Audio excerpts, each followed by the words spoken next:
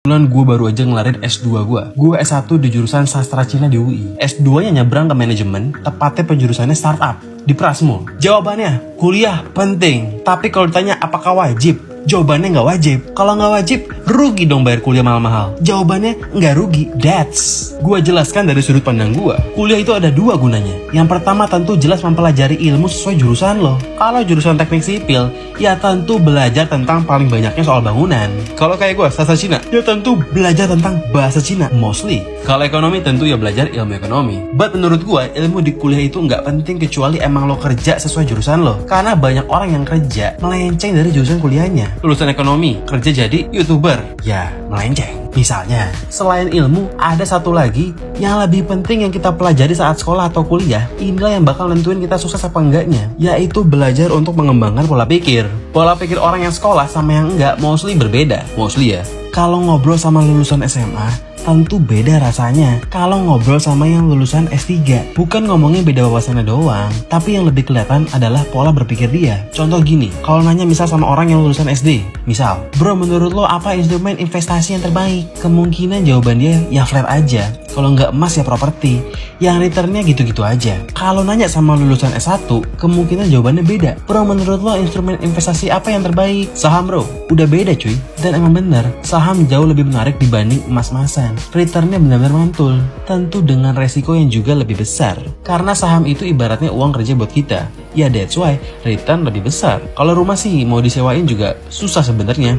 Udah babal di mana-mana. Apalagi apartemen, kecuali emang strategis. Kalau nggak bisa disewain ya paling ngarep dari harga jual kembali yang entah kapan kejualnya. Kecuali lo beli tanah kosong ngejualnya udah ada rumahnya, itu beda cerita. Balik ke soal investasi. Kalau lo nanya gue apa instrumen investasi terbaik, jawabannya beda lagi. Pengalaman kehidupan yang gue dapatkan mengajarkan gue bahwa investasi terbaik itu adalah diri sendiri. The best investment is yourself. So ya intinya, pola pikir yang berbeda ngebuat cara pikir kita dalam ngejawab suatu pertanyaan tentu berbeda-beda juga. Itulah yang kita pelajarin di sekolah atau bangku kuliah. Developing pola pikir.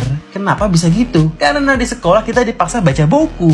Buku itu yang bikin kita bisa ngembangin pola pikir. Biar pola pikir lo nggak bullshit kayak kebo. Di setiap buku itu kita nggak cuma dapetin ilmu sesuai bukunya aja, tapi juga bisa ngebaca gimana pola pikir si penulis. Karena pola pikir penulis dituangkan di bukunya lewat cara penulisannya. Ada yang isinya bagus, tapi karena penulisannya nggak enak, mungkin kita jadi males bacanya. Pasti ada penulis favorit lo karena ya emang cara dia berpikir lewat tulisannya nyambung buat lo. Semakin sering baca buku, semakin sering kita dapat pola pikir atau perspektif yang berbeda-beda. Karena tiap penulis pasti ngasih perspektif yang berbeda-beda juga. Lo bakalan kaya, tajir akan perspektif. Di sekolah kita dipaksa baca, kecuali lo sekolahnya nggak bener.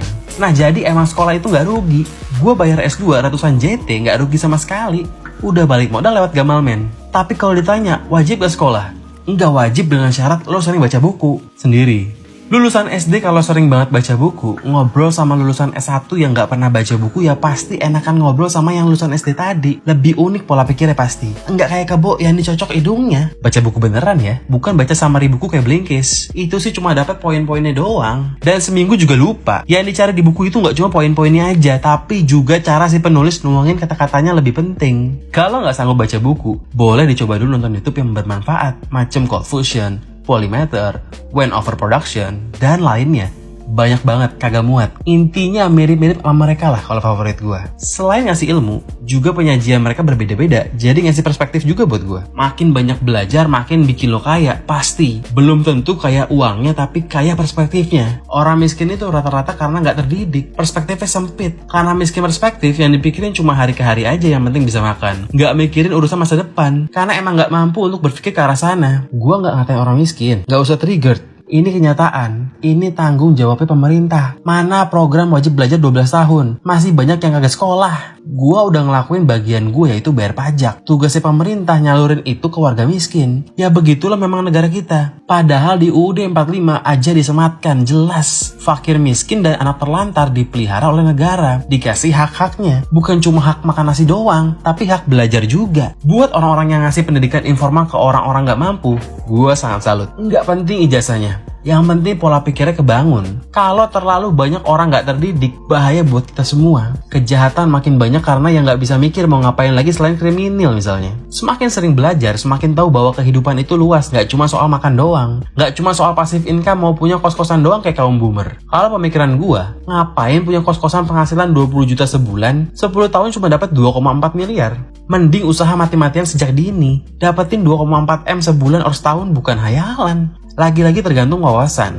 Dulu zaman gue bego, ngebayangin penghasilan 10 JT sebulan dari online, juga gue udah ngerasa mustahil karena emang pemikiran gue sempit, gak banyak ngelihat dunia. Padahal mah, banyak yang dapat miliaran sebulan di internet. Susah. Ya usaha supaya lo jadi bagian kecil yang berhasil. Gak mungkin semua orang berhasil. Tapi ya kenapa nyerah duluan sebelum berusaha? Contoh lagi, di desa cenderung ceweknya itu gak neko-neko. Gak minta aneh-aneh karena emang gak banyak ngelihat dunia. Cuma tahu gitu-gitu aja. Banter-banter minta emas perhiasan. Ini mostly ya, gak semuanya. Kalau gadis kota udah banyak ngelihat dunia, mintanya mobil.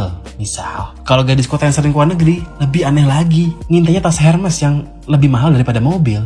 Nggak semuanya, nggak usah tersinggung.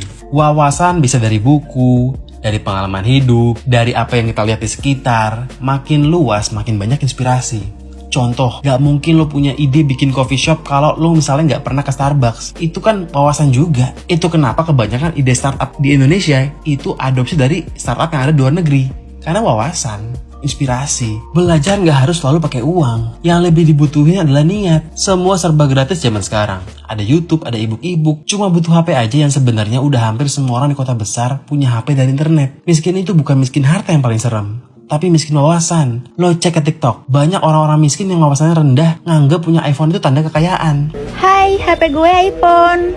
Nganggep rumah dia pakai AC itu berarti dia orang kaya. Gobloknya gak ketulungan. Sempit banget otaknya, low value people. Balik ke jawaban gue sebelumnya, the best investment adalah diri kita sendiri. Dengan belajar, diri lo bakal punya banyak perspektif untuk nentuin mana hal-hal yang harus lo lakukan. Misal mau main saham, ya saham yang mana, terus mau keep berapa lama, dan lain-lain. Kalau nggak punya wawasan, paling nyuruh orang lain yang mainin buat kita. Nasib lo di tangan orang. Atau misal mau bisnis ya, dengan wawasan lo, ya lo bisa nentuin mau jual apa, gimana caranya, apa value-nya, dan lain-lain. Invest ke diri sendiri itu juga salah satunya adalah investasi ke mindset lo. Uang 1 juta bisa disulap jadi 1 miliar dalam setahun. Atau bahkan lebih ya. Atau bahkan duitnya hilang bisa aja. High risk, high gain. But intinya invest ke diri sendiri itu nggak ada limitnya. Dulu gue mikir megang 10 juta itu mustahil. Sekarang megang 1 triliun juga buat gue gak mustahil. Cuma belum kesampean aja. It's all about mindset. Ya tugas kita bikin wawasan kita ngerubah 1 juta jadi 1 miliar. Bukan 1 juta jadi bangkrut.